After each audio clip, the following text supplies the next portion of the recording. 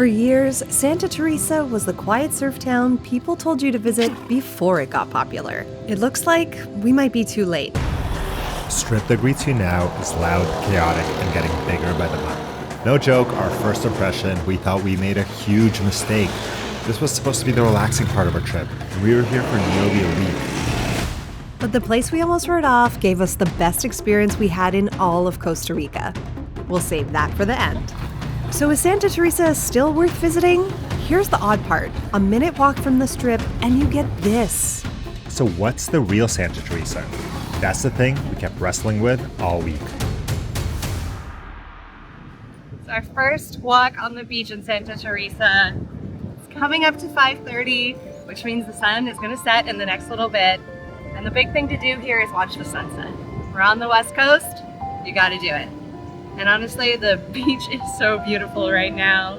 The light is so hazy. The tide has receded a little bit, so there's so much space to walk around. Everyone's relaxing, enjoying themselves. There's surfers silhouetted by the sun in the background.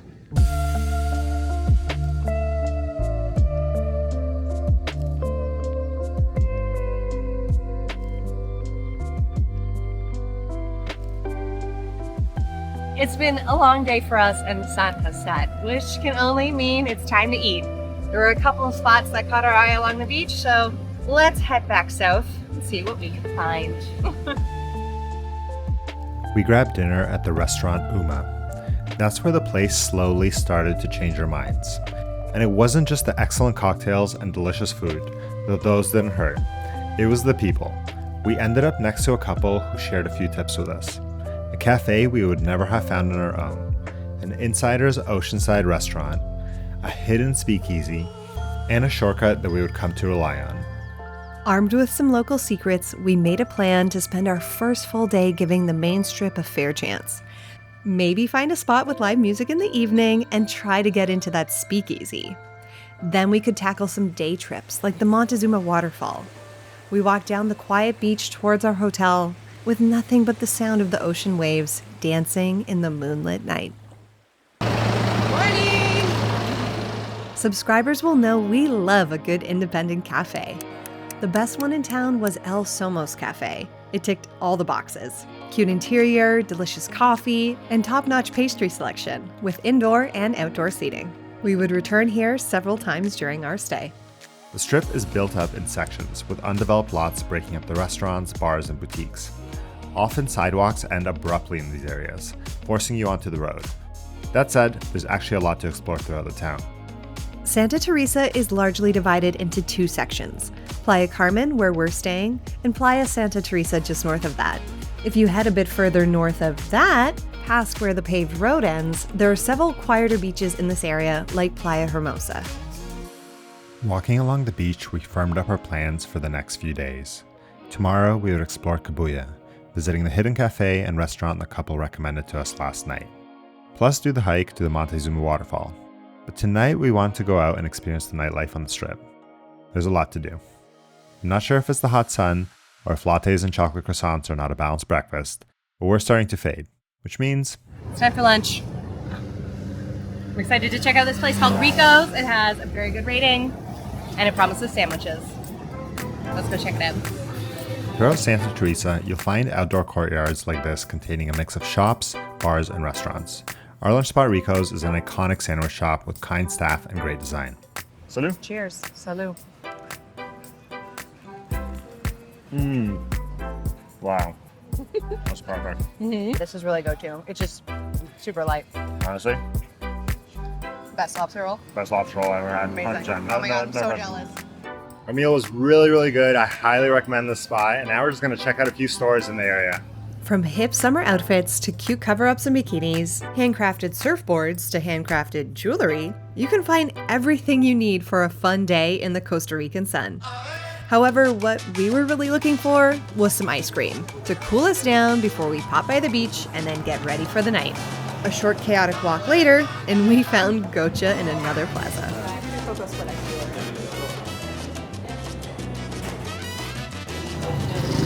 We are definitely going to go back to that spot for some more ice cream in the next couple days.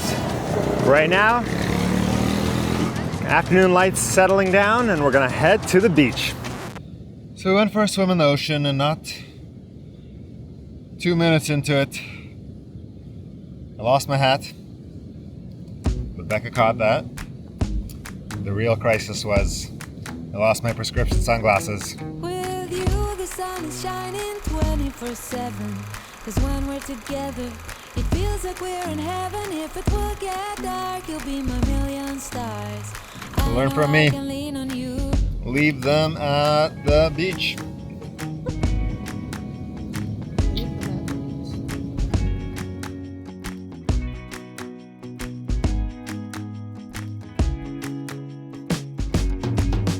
After an eventful afternoon at the beach, I'm getting a little refreshed back at our place. We're heading back out for dinner, and we're going to a place that's supposed to have great barbecue, beautiful interior, and maybe even some live music. It's very loud here on the main strip, as you can tell. There's a large variety of great food in Santa Teresa. Everything we had so far has been delicious, but you'll find a lot of kind of grilled meats, barbecue, classic rice, the typical Costa Rican dishes, rice, beans, but you'll also find Mediterranean food, Japanese food, Indian food. So really, there's something for everyone. We've heard great things about Kooks, a proper barbecue smokehouse with a beautiful interior courtyard. Attached to it is a small bodega, which is where the hidden entrance to the speakeasy is, the one the couple last night told us about. But that will have to wait. Our food and drinks are arriving and the band is getting started. I got the sliced brisket, which comes with salad, and chorizo, coleslaw, potatoes and fries, and I got coleslaw. I was really jealous of Eugene's brisket, so I had to go the taco route. Once we wrapped up our meal, it was finally time to head to the speakeasy. We made our way to the shop and found one of the shelves had been swung open with a spiral staircase leading upstairs.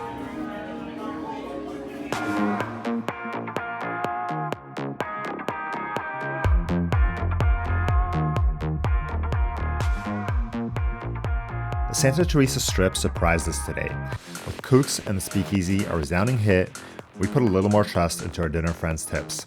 Tomorrow, we'll spend the day in Cabuya, trying their top 2 recommendations. It is another beautiful and hot day here in Santa Teresa, and Eugene and I have a pretty packed day planned. The other night, this lovely couple we met told us about this incredible, the best ever coffee shop that we have to go to, and they also recommended that we check out the Montezuma Waterfall. We had heard about the waterfall, but to be honest, we were thinking of maybe skipping it, but they said, no, it's beautiful, you have to go. And the best part is that they gave us a really great tip. They said instead of going all the way around to Montezuma, you can go through Malpais and take a rugged shortcut.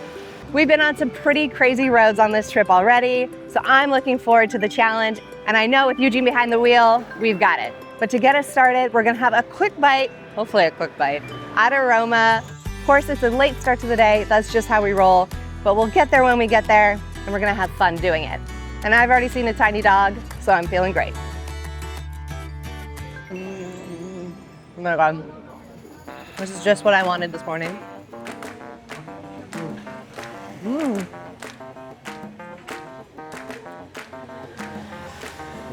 I haven't had any mango on this trip yet, so it's so nice to have it in the bowl. It's so juicy.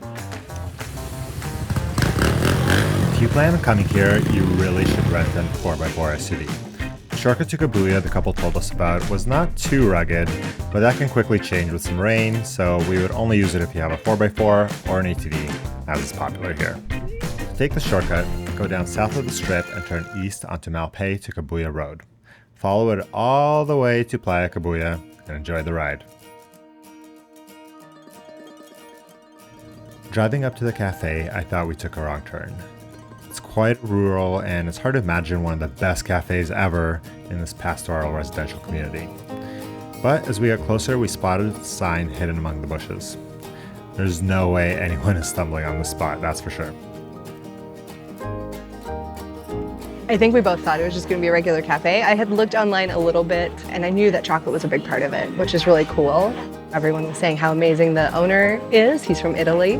But wow, we just got like such a personalized experience from him. Started with a delicious sample of 67% chocolate with a little bit of sugar. You can combine different percentages of chocolate into your hot drinks here. So I got a cappuccino, you got a latte. This space is so cool too. The building is amazing and they seem to just have a big connection to the indigenous culture here in Costa Rica. This is really awesome. I wasn't expecting it to be such an experience, but he is saying that is part of the experience. It's just so good. Oh my gosh, what an experience. What more do you need? This is incredible. And the coffee's really good too. We also got a brownie. Side note, brownies are super popular in Costa Rica for some reason, and this is without a doubt the best one in them all. Oh my gosh. We wrapped up at the Indigenous Cafe, and honestly, it's just such an awesome experience. Giovanni, the owner, he was just so caring, so passionate, and so open. Such a wonderful surprise, a lovely way to continue with our day in Cabuya, and I'm just feeling really fulfilled. We made it to our next stop, which is this small, hidden beachside restaurant, Playa de los Artistas.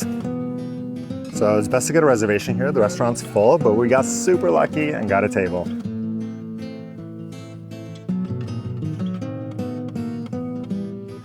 This spot is really magical. All the food was so good. Service can be a little slow, but you know, the taste and the food and the environment more than makes up for it. I think that's all for our culinary experiences for the moment. Now it's time to get into nature and go track down some waterfalls. I hear there's quite a scramble up a river to get to them. Let's see how we do. The sun is starting to set. We need to get there in time to make it back before sunset. Not a 2-minute drive from the restaurant and we're at the entrance to the trail for the hike to the Montezuma Waterfalls. It's pretty beautiful. I just saw my first waterfall. Are we here? Becca, are we already here? Just turn around, we're good. The parking here costs 2,000 colones. We think that's what we were asked to pay. That's what we paid. The parking attendant was friendly, but a lot of reviews warn about pushy, unofficial guides and people collecting fees at more than one spot. So we are already a bit on guard. As we passed the first waterfall, a woman had sat down to take it in while she waited for her friends. One of the guys walked over and started hovering right next to her. And this was a huge, open, empty area. Uncomfortable, she got up and walked back into the trail with us. Kind of just threw the vibes off a little bit on the whole thing. As for the waterfall itself, the hike is short but fun. It's a mix of trail and river scramble, and we also got to see a troop of monkeys. There's monkeys all around us. If you saw our last Costa Rica video, you know we're obsessed. The falls themselves are beautiful, but your experience will really depend on when you come and who's there. For us, it had an all-inclusive resort vibe, complete with vendors selling hemp bracelets. We hung out for a bit, watched a few people jump off the cliffs, but we weren't feeling it, so we left after about 15 minutes. It's worth checking out if you're already in the area for something else, but probably not worth the trip on its own. On the way back, we both agreed the cafe, the restaurant, and the beaches in Cabuya are a must visit. We stopped by for a walk on Playa Cabuya before heading back to Santa Teresa. A few things to know. Definitely make a reservation for the restaurant. It was packed and a lot of people were getting turned away. The cafe keeps very specific hours, so double check them or you might be disappointed. And our last tip is that the beaches lose direct sun in the evening, so it's better to come during the day or in the morning. It was dark by the time we drove into town, and after a very, very long day, we were looking for something a little quieter for dinner. Satori is a highly rated sushi restaurant with a nice atmosphere inside. Everything was delicious, and if you're after sushi, you won't go wrong here. For now, though, it was finally time to get some rest. Because tomorrow we're taking the most popular day trip from Santa Teresa, the trip to Tortuga Island. The boat ride out to Tortuga is a lot of fun. We weren't sure what they meant by speedboat, but I guess it was a speedboat. Our package with Zuma Tours included the speedboat, plus lunch on the island and snorkeling. As we approached Tortuga, it was time for our first snorkel. There was a wide variety of smaller fish, and also apparently some reef sharks, although we didn't see any ourselves. We had a blast exploring around the rocks, even though it was a little chaotic. As our time ran out, we made our way back to the boat. That's when the drinks and snacks came out. Totally unexpected. For anyone who wants more time in the water, they took us over to a second snorkeling spot they heard had some great sea life. We're not sure if this happens every time, but we dove in enthusiastically. Then there's the island itself. It's busy, but every tour group gets its own patch of beach, so it never feels shoulder to shoulder. Included was a decent meal. There's also a gift shop and a bar if you want more than the tour has to offer. A couple things nobody mentions going in. You pay to use the washroom. You buy the token for it at the gift shop. Want a lounge chair? That's a separate fee. None of that's the tour's fault, it's just how the island runs, so know that going in. If you don't like lounging, there are a variety of water activities you can pay for, and people seem to be generally enjoying them. But we didn't actually have much free time after lunch. Tomorrow would be a very different experience, so we grabbed a couple of chairs and just relaxed for an hour and a half. As we got back on the boat, there was a different feeling to the group. Many of us were now much more familiar with each other, and everyone was a bit red after a little too much sun. We'd been going full speed for a while when suddenly the boat slowed down. Out of nowhere, a whale breached in the distance. Our guide told us that humpback whales migrate down from Western Canada to have their babies in the warm waters of Costa Rica. For two Canadians, that was pretty cool. And then it was gone. Our impression of the Tortuga day trip was mixed. The island itself is not actually that exciting on its own, but our guides, the speedboat ride, the drinks and food, and the snorkeling were all really great. And we saw a whale, so definitely we think for us it was worth it. But the day is not over. Back in Santa Teresa, we were about to discover our favorite restaurant in the whole town. We washed the salt out of our hair, and we've applied some cream to our burnt backs. Now we're heading to dinner. And the place we found is just down the street. You excited for some pizza? I'm so excited, especially if there's tiramisu at the end. What? You didn't tell me about that. Ulterior motives over I here. mentioned it. All right. The atmosphere, the food, the staff, the cocktails, the music, the view, all these made this place exactly the kind of spot we love.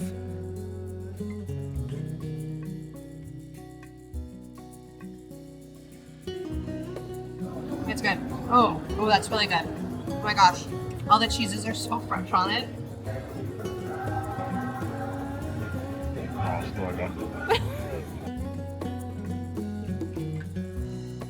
Oh my god. Oh my god. What have I done?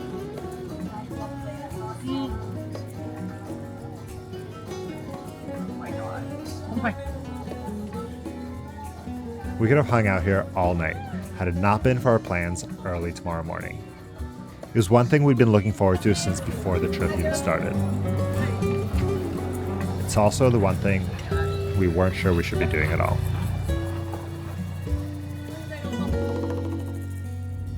Horseback riding is on every Santa Teresa bucket list. We've all seen the videos on social of people galloping along endless beaches. It looks like the easiest yes in the world, right? But the nuanced reality is that not every place looks after its animals the way it should. Before we booked it, we read a lot of different reviews and narrowed in on a few places that matched all of our criteria. The signs of a happy horse aren't hard to spot once you know what they are. They should be at a healthy weight with no sores or open wounds, their hooves should be in decent shape, and they should be calm around people, not pulling away from their handler. And importantly, they need access to water and shade nearby. While the drive to the ranch, or hacienda, was an adventure in and of itself, when we arrived at Arío Tours, this is what we found. The horses looked well fed, relaxed, and our guide Lester knew all of their individual personalities, immediately putting us at ease.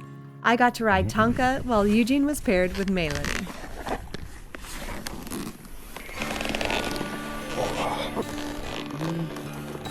We mounted the saddles and got acquainted with maneuvering our horses.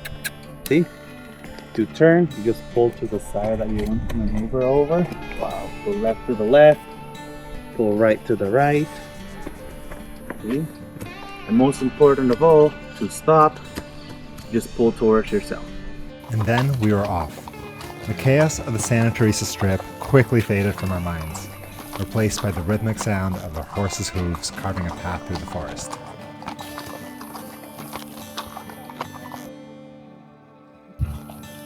There are many possible routes depending on your skill level and the kind of experience you're looking for. We were thankful that we took a winding trail under the shade of the trees this hot morning. Slowly we started to climb as our guide told us a bit about the region and his history with the ranch.